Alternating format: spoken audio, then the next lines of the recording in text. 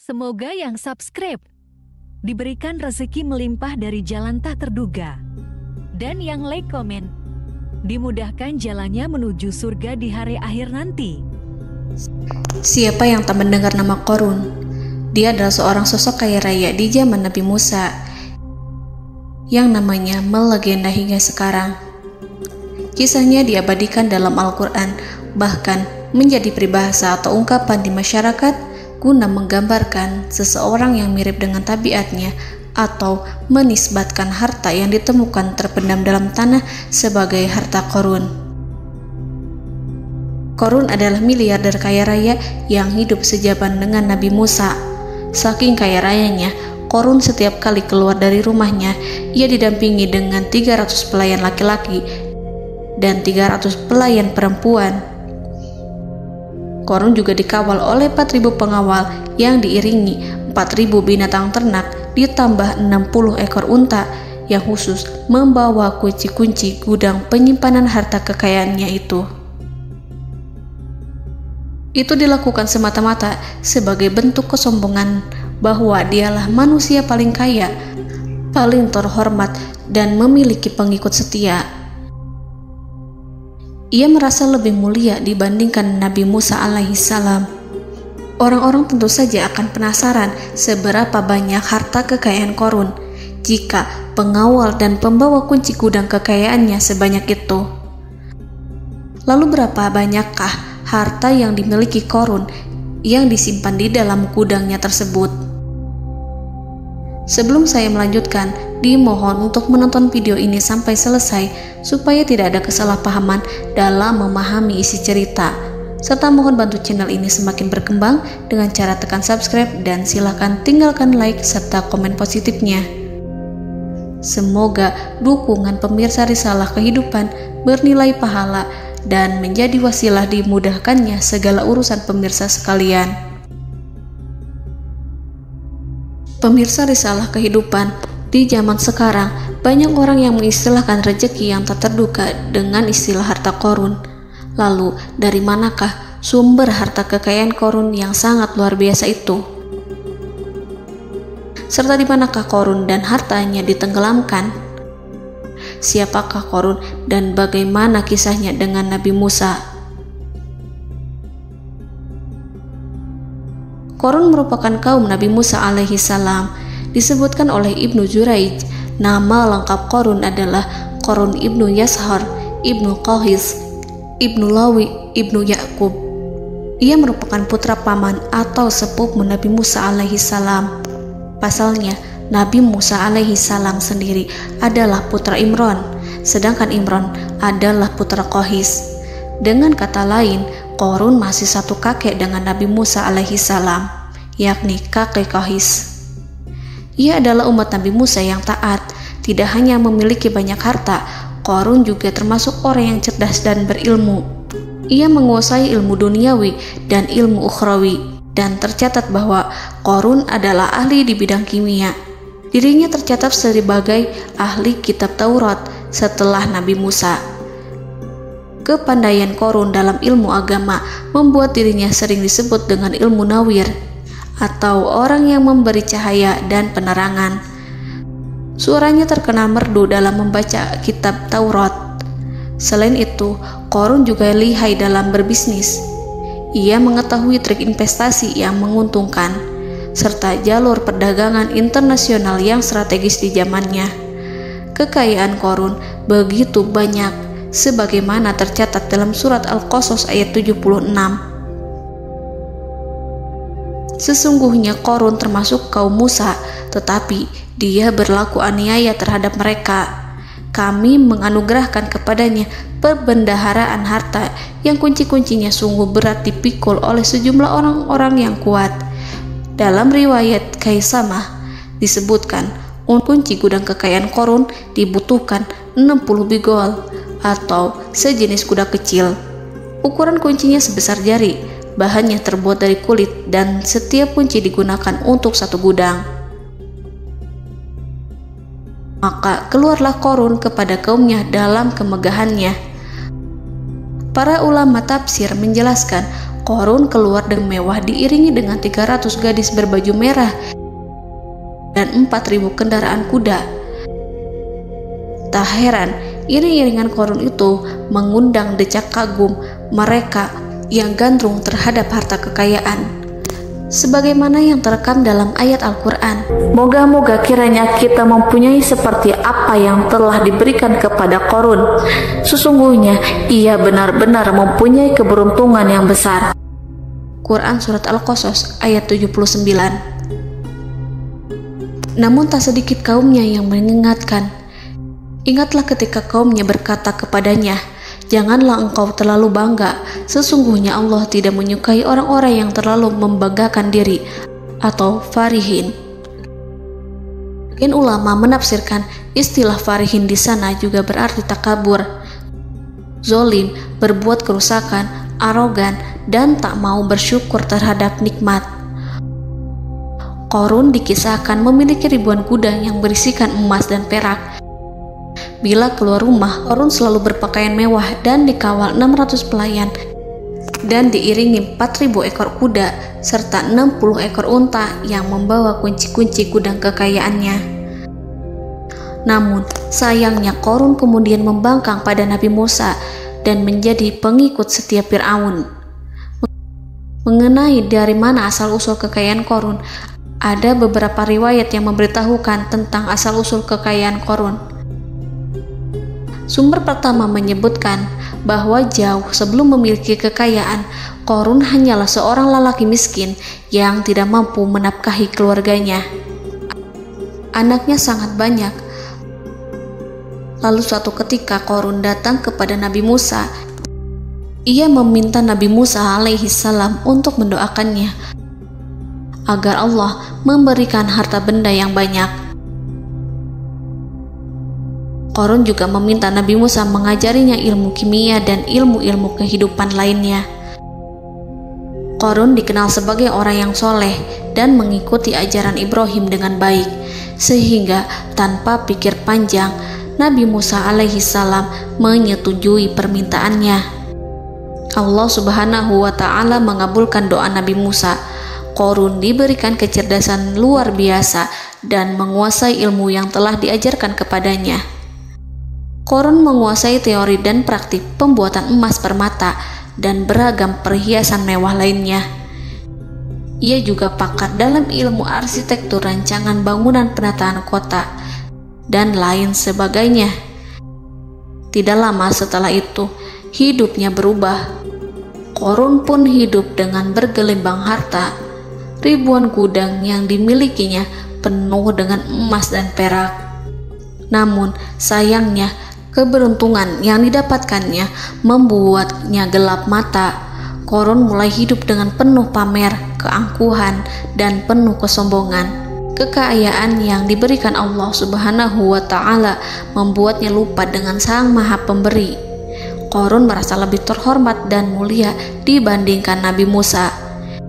Ia pun akhirnya membelot dan durhaka pada Musa. Ia mengingkari janji-janjinya dulu dan beralih menjadi pengikut Fir'aun yang setia. Loyalitas Qarun terhadap Fir'aun membuatnya diangkat menjadi kepala mandor yang membawahi ribuan pekerja. Dikisahkan bahwa Qarun bersikap semena-mena terhadap para pekerja. Ia tega memotong upah mereka. Ia melakukan korupsi demi membangun istana dan kemegahannya sendiri, dan untuk membangun gudang-gudang penyimpanan harta yang telah ia kumpulkan jauh-jauh hari. Ketika datang perintah zakat, Nabi Musa alaihi salam pergi menemui Qarun dan memerintahnya mengeluarkan zakat sebesar 1 dinar dari setiap 1000 dinar hartanya, 1 dirham dari setiap 1000 dirham, 1 kambing dari setiap 1000 kambing, dan seterusnya. Setelah Qarun menghitung seluruh hartanya, ternyata jumlah zakatnya sangat besar. Kekikirannya pun mulai menghalangi hatinya untuk mengeluarkan zakat. Qarun enggan membayar zakat ketika Nabi Musa alaihissalam menagih zakat yang diperintahkan oleh Allah untuk ditunaikan olehnya. Ketika Qarun dimintai zakat, ia langsung marah dan tidak memberikan sedikit pun kekayaannya.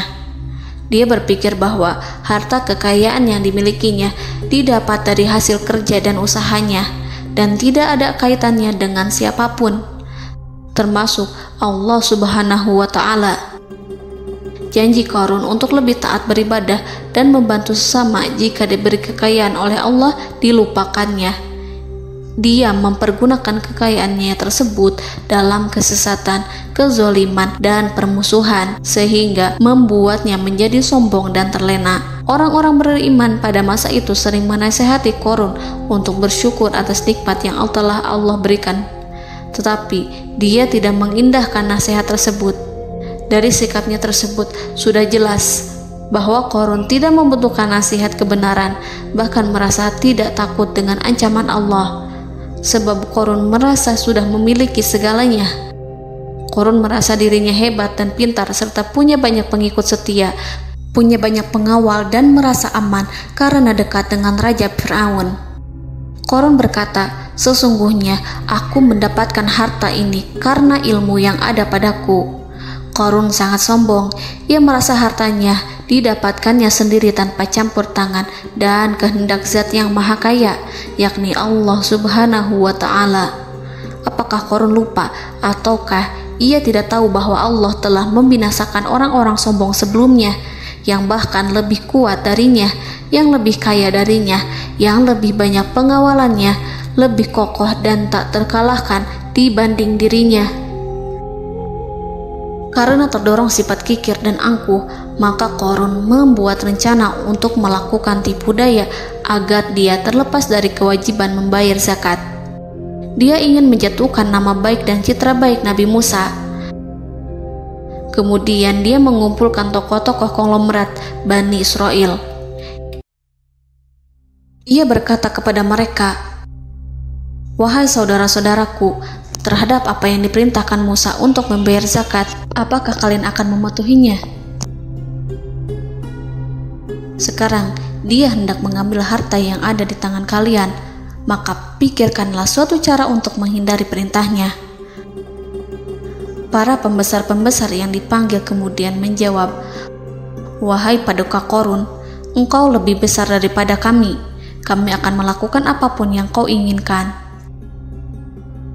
Qarun berkata, "Datangkanlah kepadaku wanita cantik. Aku akan memberinya hadiah besar jika ia berhasil menggoda dan memfitnah Musa." Ketika wanita cantik yang diinginkannya datang, Qarun memberikan kepadanya uang muka sebagai jaminan. Ia akan membayarkan seluruh yang dijanjikannya ketika berhasil menjalankan misinya. Bukan hanya itu, Qarun pun berjanji akan menjadikan wanita ini sebagai istrinya. Keesokan harinya, Qarun mengumpulkan Bani Israel. Setelah itu, Qarun menghadap kepada Nabi Musa seraya berkata, "Orang-orang menanti kedatangan Anda, sampaikanlah saran dan nasihat kepada mereka." Nabi Musa kemudian keluar dari rumahnya. Ia mulai menyampaikan nasihat pada umatnya. Di antara nasihatnya, beliau berkata, "Barang siapa yang mencuri, aku akan memotong tangannya. Barang siapa yang memfitnah, aku akan mencambuknya sebanyak 70 kali. Barang siapa yang tidak mempunyai istri dan dia berbuat zina, maka aku akan mencambuknya sebanyak 70 kali. Adapun barang siapa yang memiliki istri dan ia berbuat zina, aku akan rajam dia sampai mati." Qarun kemudian berkata, "Apakah ini juga berlaku untuk Anda jika Anda sendiri yang berbuat zina? Apakah Anda akan menerima hukumannya?" Kemudian Nabi Musa menjawab, "Ya, meskipun saya sendiri yang melakukannya." Maka kemudian Qarun memanggil wanita yang telah dibayarnya. Wanita itu berdiri di depan Nabi Musa dan Bani Israel yang telah berkumpul, mengaku sedang hamil karena berhubungan badan dengan Nabi Musa. Maka marahlah Nabi Musa atas fitnah kejam yang diarahkan kepadanya. Kemudian Nabi Musa melakukan sholat 2 rakaat, lalu mendatangi wanita itu dan menyumpahnya agar mengatakan siapa yang menyuruhnya. Wanita itu menjadi ketakutan. Ia bergemetar di depan Nabi Musa dan mengaku bahwa yang menyuruhnya adalah Qarun. Lalu wanita itu bertaubat dan meminta maaf kepada Nabi Musa. Seketika Nabi Musa bersujud seraya berdoa kepada Allah agar menimpakan azab kepada Qarun. Allah memberi wahyu kepada Musa bahwa bumi telah dijadikan tunduk kepada perintah Nabi Musa. Kemudian Nabi Musa berkata kepada bumi, "Wahai bumi, telanlah Qarun beserta kekayaannya, habiskanlah semua." Kala itu Allah menurunkan wahyu kepada Musa alaihissalam untuk memerintah bumi apapun yang diinginkannya. Begitu Nabi Musa alaihissalam datang dengan wajah sangat marah, barulah Qarun merajuk, "Wahai Musa, sayangilah aku." Sementara Nabi Musa alaihissalam tak bergeming. Beliau lantas berkata pada bumi, "Wahai bumi, ambillah mereka." Seketika rumah Qarun mulai bergetar. Qarun dan antek-anteknya mulai dibenamkan hingga bagian lututnya. Rumahnya ikut turun sedalam lutut. Qarun kembali merajuk, "Sayangilah aku Musa." Rumahnya kembali berguncang. Kini Qarun dan kawan-kawannya kembali terbenam hingga pusar. Demikian pula rumahnya. Qarun terus merajuk, "Wahai Musa, sayangilah aku." Sementara Nabi Musa alaihissalam kembali meminta bumi, "Wahai bumi, ambillah mereka." Rumah Qarun berguncang lagi, sementara Qarun dan kawan-kawannya terus terbenam hingga bagian tenggorokannya. Demikian pula rumahnya. Qarun lagi-lagi menjerit, "Wahai Musa, sayangilah aku." Namun Nabi Musa alaihissalam tak bergeming. Beliau terus meminta bumi menelannya hingga akhirnya Qarun dan kawan-kawannya hilang seluruhnya ditelan bumi. Tak lama setelah itu Allah berkata, "Wahai Musa, apa yang membuatmu bersikap demikian? Padahal demi kemuliaanku, andai dia Qarun berdoa kepadaku, niscaya aku akan rahmati. Maka kami benamkan dia beserta rumahnya ke dalam bumi, maka tidak ada baginya satu golongan pun yang akan menolongnya selain Allah, dan dia tidak termasuk orang-orang yang dapat membela diri." Quran Surat Al-Qasas ayat 81. Lalu di manakah lokasi ditenggelamkannya Qarun beserta harta bendanya? Konon berdasarkan kepercayaan beberapa masyarakat setempat, Qarun ditenggelamkan di sekitar sungai atau danau Moris yang terkenal di kota Payom, negara Mesir. Qarun konon mendirikan istana dan di tempat itu pula ia ditenggelamkan. Dahulu, Qarun berkeinginan membangun sebuah istana, namun tidak diizinkan oleh Fir'aun jika istana itu dibangun di samping istana Fir'aun. Terlebih, Qarun juga tidak ingin membangun istana di tengah pemukiman Bani Israel yang terletak di tanah Jasan. Fir'aun pun memberikan tanah di wilayah Fayom. Kemudian di tepi sungai Payom inilah Qarun membangun istananya yang megah, dan di dalamnya ia membangun Al-Khunuj, gudang penyimpanan harta berisi emas dan perak.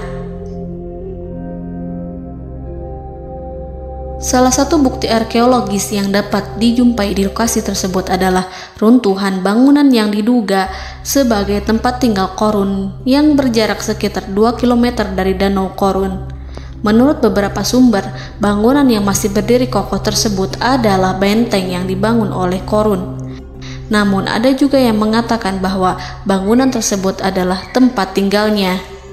Wallahu a'lam. Semoga kita semua dijadikan orang yang Allah mampukan menjadi orang kaya namun tidak seperti Qarun,